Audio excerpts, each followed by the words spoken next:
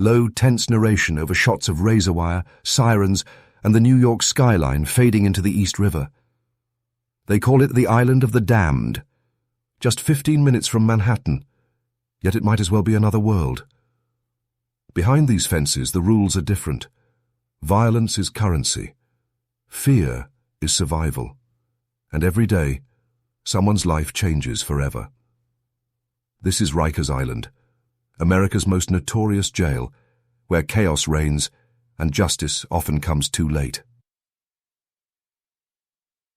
The Island of the Damned. The New York skyline sparkles just beyond the East River. Towers of glass and light, symbols of wealth and freedom. But on the other side of that same water sits something else. Rikers Island, an 11-jail complex built on 413 acres of landfill, barbed wire, and pain. Few places in America have a reputation as dark as Rikers. It's not a prison, at least not officially.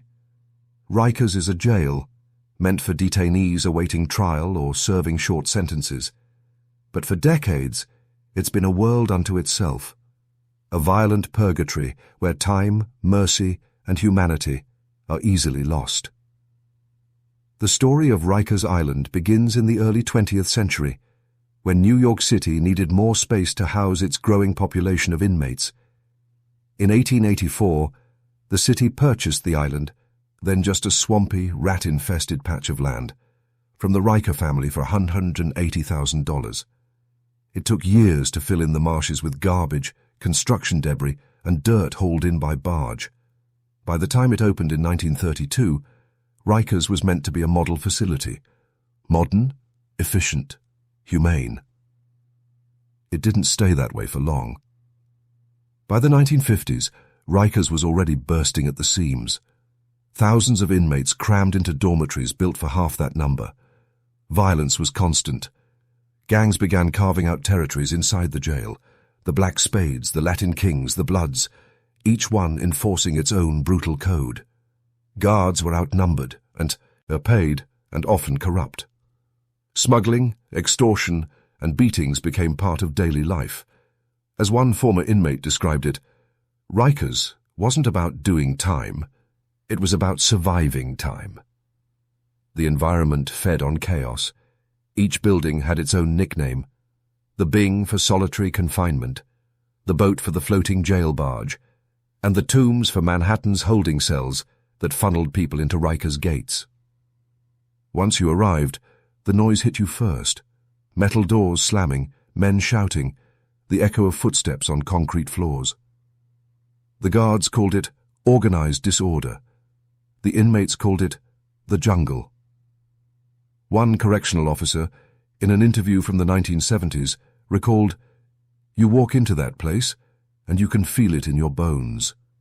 The air feels different, like it's heavy, full of anger and fear."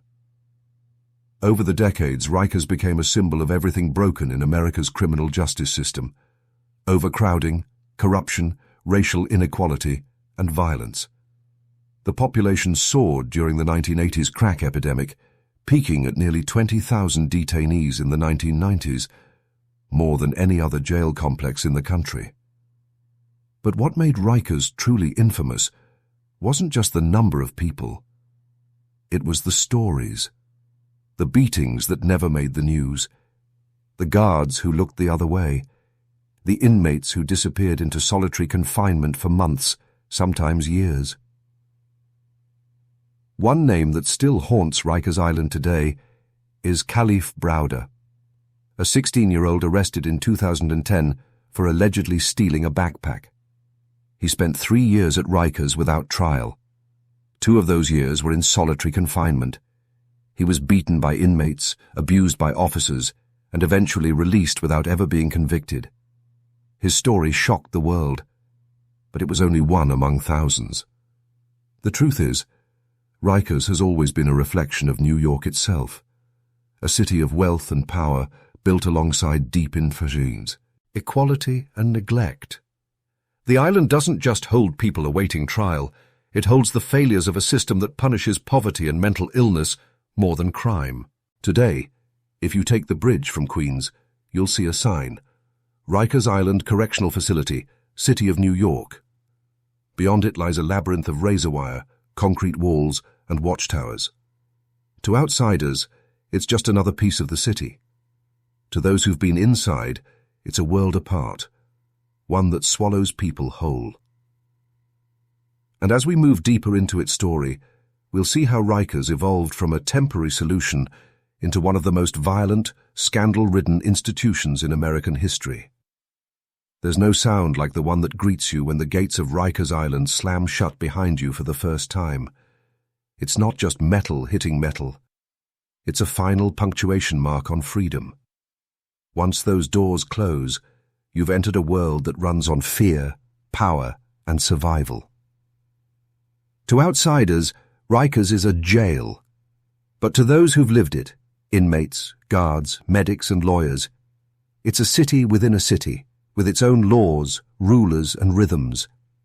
It houses an average of 7,000 detainees on any given day, though in its worst years, that number tripled. Some stay for days, others for years, waiting for trials that never seem to come. There are 10 separate jails spread across the island, each with its own function.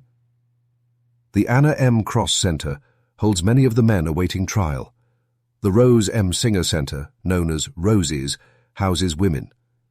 Then there's the Otis Bantam Correctional Center, infamous for its violence, and the Robert N. Devoren Complex, where teenage inmates were once held. But the one everyone fears is the Central Punitive Segregation Unit, better known by its street name, the Bing. Inside the Bing, inmates are confined to cells the size of a parking space for 23 hours a day. Meals are slid through a slot. There's no human touch, no sunlight, no sound except the occasional scream echoing through the corridor. For some, it's punishment. For others, it's protection. For many, it's a slow mental breakdown in progress. Correctional officers call it discipline. Inmates call it buried alive. A former Rikers inmate once said in a 2016 interview, "You start counting the bricks. You talk to yourself. You hear guys in the next cell losing their minds. Some bang on the door just to hear something hit back." But solitary confinement is only one piece of the machine. The real chaos happens in the dorms. Massive rooms with dozens of men and only a few guards. Here, violence isn't random. It's ritual. Every newcomer is tested. The moment you step through that door, eyes lock on you. You're sized up. Your clothes, your walk, your posture. If you look weak, you'll be robbed within the hour. If you look scared, you'll be beaten before the night is over. The strongest inmates, called house gang, control everything. Who gets the best bed, who gets to eat first, who gets protection. And protection costs. A pack of cigarettes, a tray of food, even a favor from the laundry detail. Inside Rikers, everything has value. If you can't pay, you'll pay in other ways. Guards often stay out of it. Some are afraid. Some are complicit. Others believe that letting the inmates police themselves keeps a fragile order. But that kind of order always has a price, and it's usually paid in blood. Fights break out over the smallest things. A stare, a word, a skipped lunch line. Shanks made from toothbrushes, pens, or metal scraps appear in seconds. Within minutes, the floor is slick with blood. Then come the alarms, sirens wailing through the corridors, boots pounding, guards shouting "down" as pepper spray fills the air. And yet, despite the chaos, there's an unspoken code among the inmates. Don't snitch, don't show weakness, watch your back, trust no one. Even the guards live by codes of their own. They work 12-hour shifts in some of the most dangerous conditions imaginable. Over the years, many have been assaulted, stabbed, or psychologically broken. One officer compared it to being a prisoner himself. "We just go home at night. That's the only difference." The environment takes a toll. Officers call it Rikers syndrome, the paranoia, the constant anxiety, the feeling that danger lurks everywhere. Many end up drinking heavily, developing PTSD, or quitting within months. But for the inmates, there's no escape. Mental health care is almost non-existent. More than 40% of Rikers detainees are diagnosed with mental illness, yet only a fraction receive consistent treatment. In 2021, investigations revealed inmates dying from neglect, some by suicide, others from medical emergencies that went unanswered for hours. And then there's the Fight Club. In 2015, a scandal broke when officers were accused of staging fights between inmates for entertainment or control. Investigations uncovered patterns of brutality so severe that federal oversight was demanded. Even New York City's mayors, from Ed Koch to Bill de Blasio, have admitted that Rikers is broken beyond repair. But fixing it has proven almost impossible. It's not just a place. It's a systemic wound, the result of decades of neglect, poverty, and politics. Still, behind all the horror, there are human stories that refuse to disappear. Some inmates find religion, others write poetry, or earn their GEDs behind bars. There are stories of unlikely friendships, moments of compassion in the unlikeliest corners. But those moments are like flickers of light in an endless tunnel. In Rikers, every day is a gamble, a test of will, of mind, of humanity. You learn to sleep lightly, to keep your back to the wall, and to never let your fear show. Because fear is the one thing you can't afford to lose. Rikers Island isn't just a jail. It's a mirror, reflecting the failures of a city, a country, and a system that's supposed to deliver justice. And as the years went on, that reflection only grew darker. What came next was a storm of corruption, brutality, and reform efforts that shook New York City to its core. Rikers Island runs on fear, power, and corruption. It's the bloodstream that keeps this place alive, because behind every locked door, every fight, and every death, there's another truth, one that's harder to see, but just as deadly. By the time the 1990s rolled around, Rikers had become more than a jail. It was an empire, a world where politics, money, and silence decided who survived.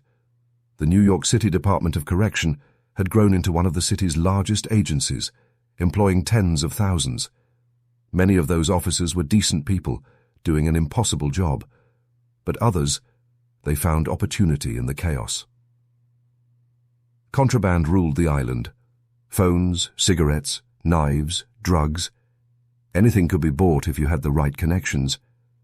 A pack of smokes that cost a few dollars in Queens could sell for $50 behind bars. A cell phone, hundreds. And the only way to make that happen was through someone wearing a uniform. Smuggling wasn't a secret. Some guards were overworked, underpaid, and desperate. Others were simply corrupted by the power they held. A federal investigator once said, "You could run a business from inside Rikers if you had enough cash. Everyone had a price." But it wasn't just about money. It was about control. A code of silence ruled the staff, one that went deeper than loyalty. Officers who spoke up about corruption or abuse were labeled traitors, transferred, or quietly frozen out. Speaking the truth could make you a target. Keeping quiet meant survival. Reports of violence became background noise. Inmates were beaten, sometimes to death. Guards falsified reports. Cameras conveniently stopped working during the worst incidents.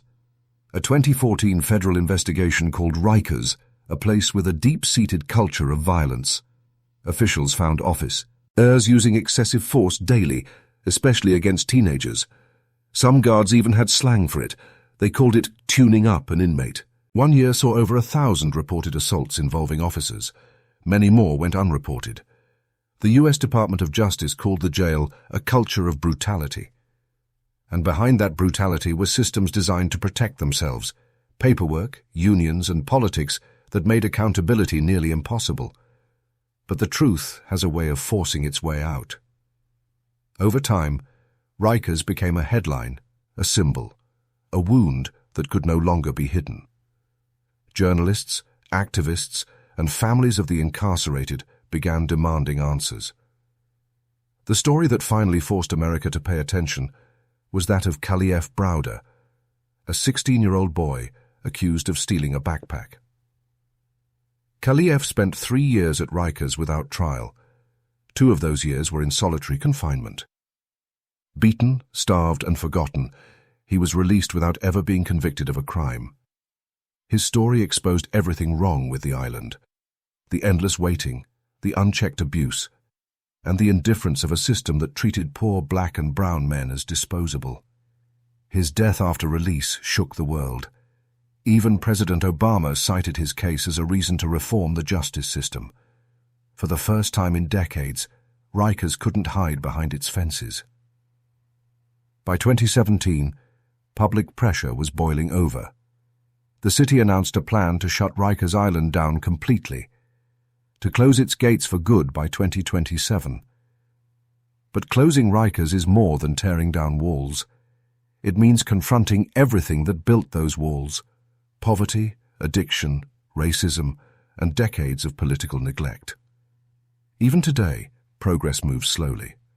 Federal monitors report continued violence, suicides, and staff shortages. Despite promises of reform, the same headlines repeat: another death, another cover-up, another name added to a growing list. Rikers Island isn't just a place, it's a machine. A machine that runs on fear, bureaucracy, and broken dreams. For officers, it's a battlefield that leaves scars long after they clock out. For inmates, it's a place where time stands still, where every day feels like a lifetime. And for New York City, it's a stain that money and politics can't wash away. The island never sleeps.